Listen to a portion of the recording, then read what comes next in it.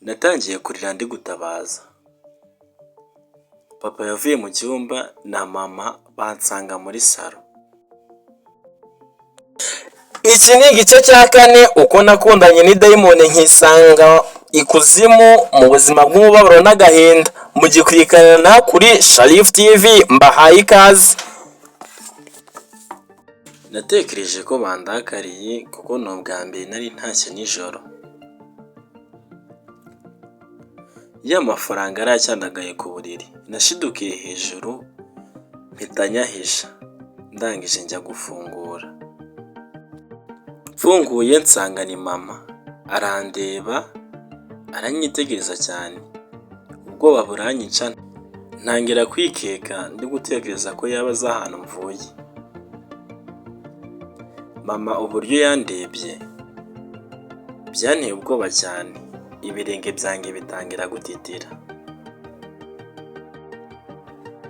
Arambwira ati, itegure ujye kunywa icyayi. Ndamubwira ati, ndaje.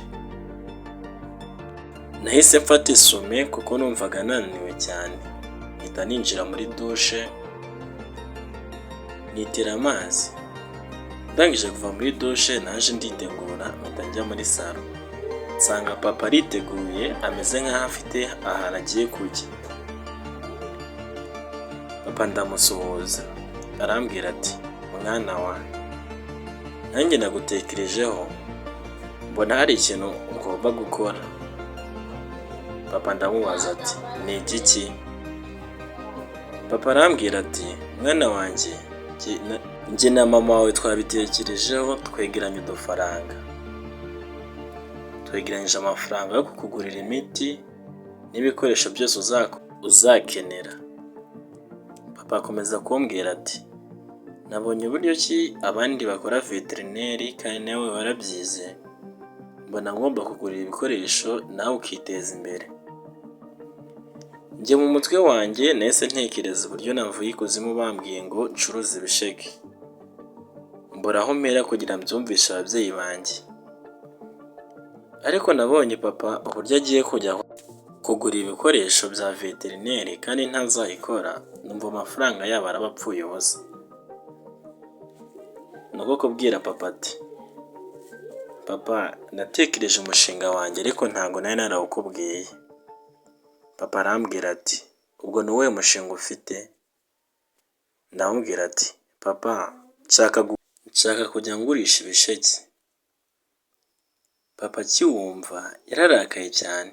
Arambwira ati, umuntu nkawe wize ushaka kujya kugurisha ibisheke ku muhanda koko?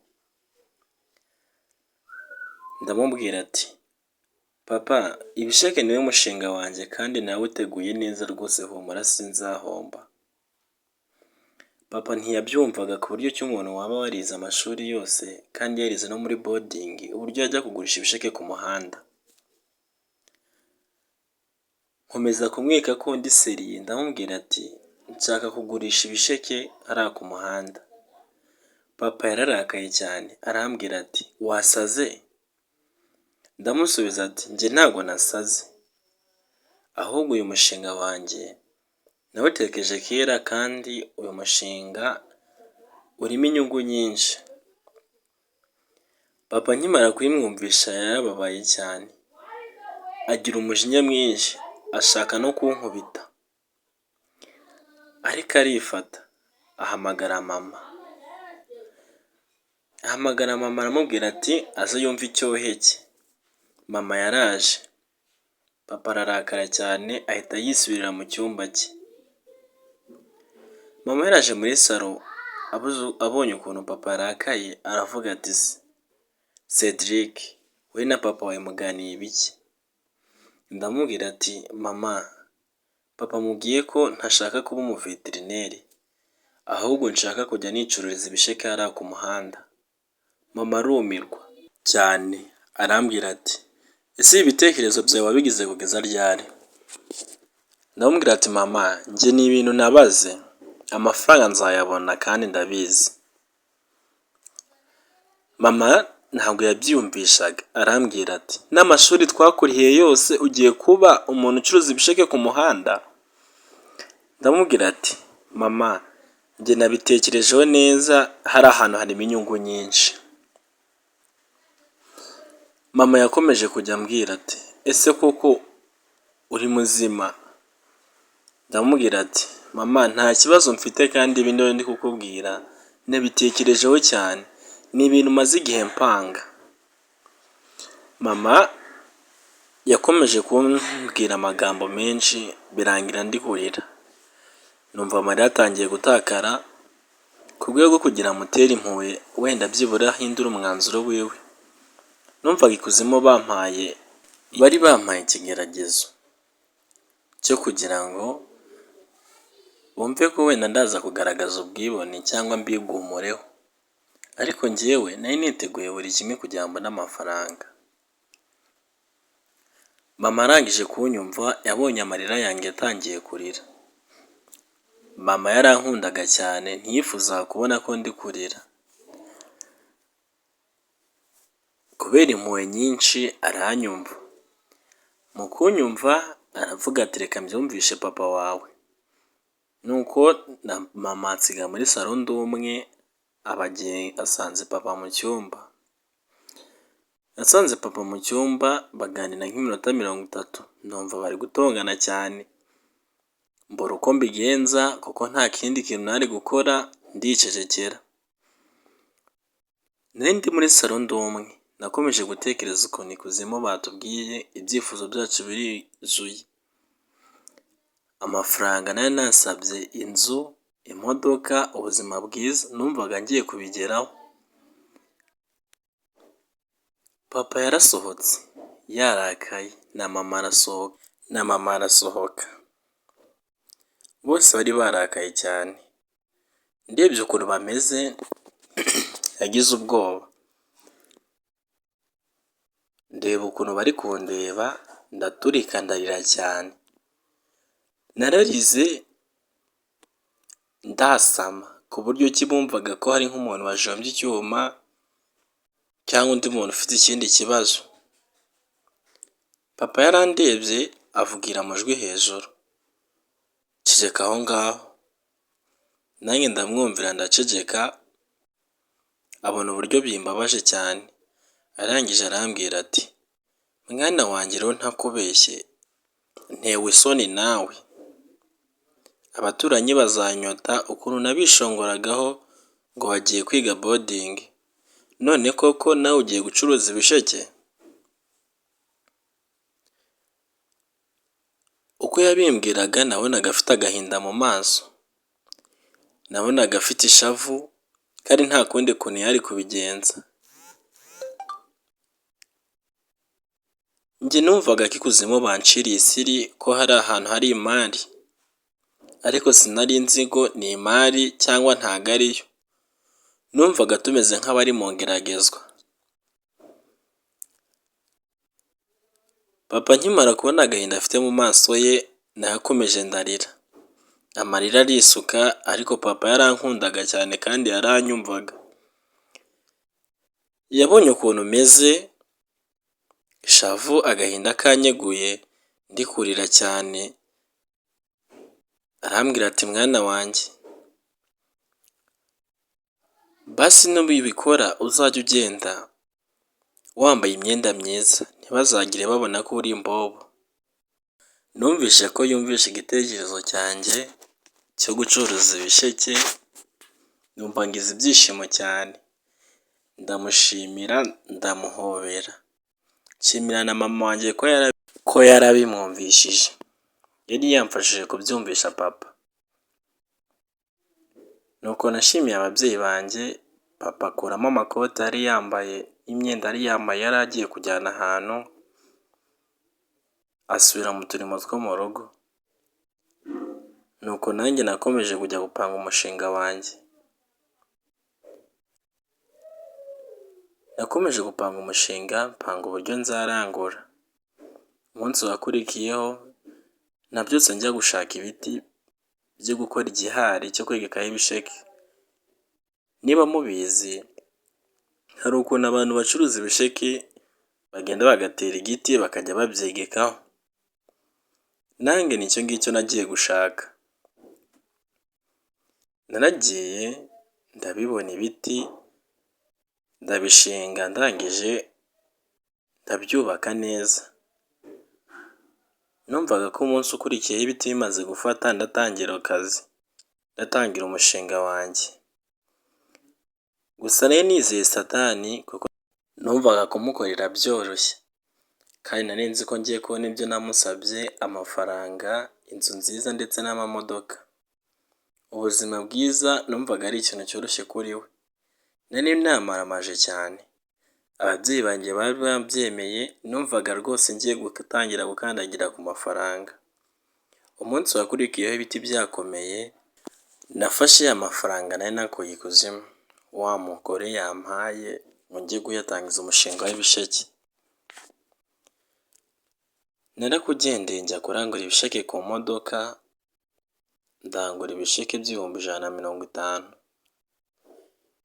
mbihereza abakarani barabyikorera, ndababwira ati mubinjyanire ku mudugudu nari ngiye gucururizamo ku giti cyo nari narangije gushinga, naragiye mbyegeka ku giti, ibisheke byari byinshi cyane, abacuruza ibisheke bose batangiye kumbwira ati nzahomba, ibi bisheke ni byinshi bizuma, ariko njyewe ntabwo ibyo byanteraga ubwoba, narabumvaga nkabihorera. Hashize isaha imwe natangiye kugurisha, umuntu wa mbere yaraje ndamukatiye igisheke cya desa, 5 baraza, 10 baraza, haje abakiriya benshi cyane, abakiriya babaye benshi ntaha ku mugoroba nta n'igisheke na kimwe nsigaranye, ababibonye bose baratunguwe, baravuga ati ibi bisheke byari byinshi, kubimara ntabwo byashobokaga, ese uyu mwana ni impano afite yo gucuruza ibisheke? Uyu mwana ni iyihe mpano afite? Abo twacuruzanyaga byarabatunguye, ariko njyewe nk'ibisanzwe ejo mu gitondo nabyutse ngiye gucuruza ibisheke, naranguye ibindi bisheke ku modoka, nkomeza gukora gutyo, hashize icyumweru maze kugira 1 miliyoni, ni amafaranga yari ari menshi cyane, kuyakura mu bisheke ku bandi bantu ntabwo byakundaga, ariko njye nari nagize 1 miliyoni. Ku munsi wo kuwa mbere warageze, yari umunsi wo gusubira ikuzimu, ndagenda njya Huye muri ya hoteli n'ubundi ncana buje, nacanye buje nongera nisanga ikuzimu, ntabwo nisanze ikuzimu mbona hameze nk'uko cya gisare bwa mbere nahagiye hameze, nabonye hameze nk'ahantu hasanzwe kandi hari n'amadayimoni, abantu bambaye ubusa, amadayimoni nayo yari imeze nk'abantu, ni abantu bari bambaye ubusa biberagamo, narabarebye numva birantunguye cyane, ariko naje gutanga raporo y'icyumweru mvuga ko nagize amafaranga menshi, ariko ababyeyi banjye barasengaga kandi ikuzimu ntibabishakaga, byarababangamiraga cyane, kugera n'aho bambwiye ati genda utume ababyeyi bawe badasenga, kora uko ushoboye ababyeyi bawe ntibasenge. Naratunguwe cyane, papa na mama bari abakristo cyane ku buryo kubumvisha uburyo batarasenga byabaga ari ibintu bigoye, numvishe umutwe wanjye byivanze, nibuka ijambo Kate yambwiye ati ibihano biza ku bantu basuzuguye, numvishe ko nta kindi kintu mfite cyo gukora, ndavuga ati nta kibazo reka njye kubikora, nuko nagarutse ku isi, bari barampaye akazi katoroshye, papa na mama babaga muri korali, bari abantu basenga cyane kandi yari n'abantu bumvira Imana cyane, ni akazi ikuzimu bampaye katoroshye ko kubakura gusenga, ariko nahise mvuga ati reka nkwereke icyo gukora, nabwiye papa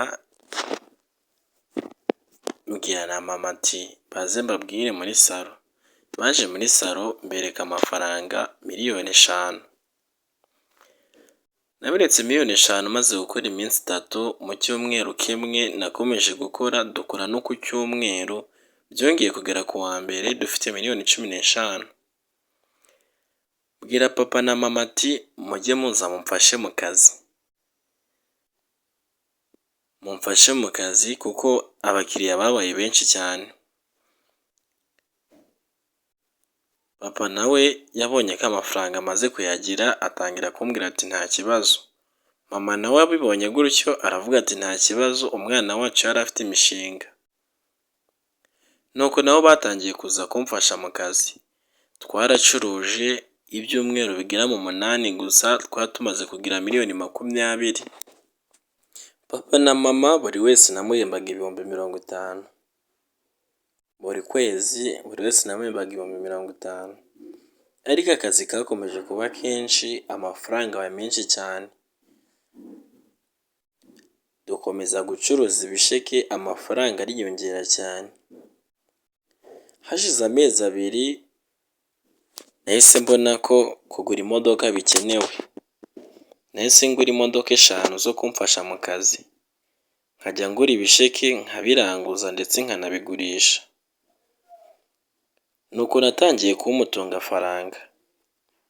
Ababyeyi banjye mbonye ko nabo bavunika ntangira kujya mbabwira ati buri cyumweru nzambahemba miliyoni 1.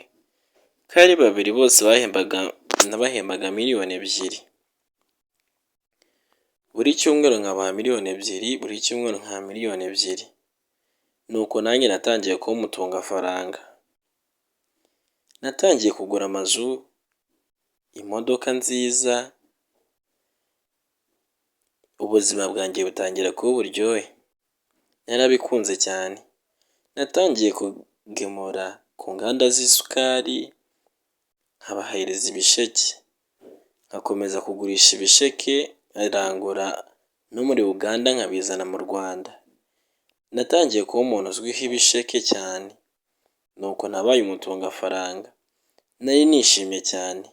Papa na mama banatangiye kuba amafaranga menshi kugira nabo babeho neza. Kuko nari maze gukira cyane, buri papa namuhaga miliyoni 10 na mama miliyoni 10 nabo bagura imodoka. Umuryango wacu warishimye cyane. Nari maze kuba umukire cyane ku rwego rwo hejuru. Abaturanyi bo bari barumiwe. Nabaye umukire mu gihe gito, amezi 7 gusa nari maze kuba umukire. Naguze inzu nashakaga zose, ngura ibipangu byinshi cyane. Ndangije ngura n'imodoka. Na papa na mama bagiye baragura imodoka kuko nabo nabahembaga amafaranga menshi cyane. Ikuzimu bari baraduhaye itegeko ryo kuvuga ati umuntu uzagira ikintu azana gishyashya mu muryango we azajya amanza tumenyeshe. Nanjye nabise mvuga ati ngiye kubamenyesha. Numvaga maze kugira amafaranga ahagije. Nahise ntekereza gushaka nkagira umugore nk'abandi kuko icyari amafaranga cyo ntabwo cyari iki kibazo kuri njye. Ubuzima bwanjye bwari bwishimye kandi bwari bumeze neza. Nuko nari ndi kwitemberera mu modoka yanjye mbonye umukobwa wasengeraga mu Banglikani. Naramukunze cyane. Amaso yanjye ntabwo yayashoboye kumuvaho. Naramurebye numva ndamwishimiye aranyura. Gusa ntabwo nari nzi ko ari we uzazana umubabaro wose, agahinda mu muryango wacu. Ese uyu mukobwa ni gatiki? Kuki uyu mukobwa ari we wazanye umubabaro n'agahinda mu muryango wabo? Ese nawe ni dayimoni? Ko bari bamaze kugira amafaranga menshi, nabo baraguze imodoka, bagenda mu modoka n'ababyeyi babo bagenda neza bafite amafaranga menshi. Ni iki cyamubayeho? Niba nawe usigaranye amatsiko, igice cya 5 cyageze kuri Sharif TV, manuka ahangaho ukirebe.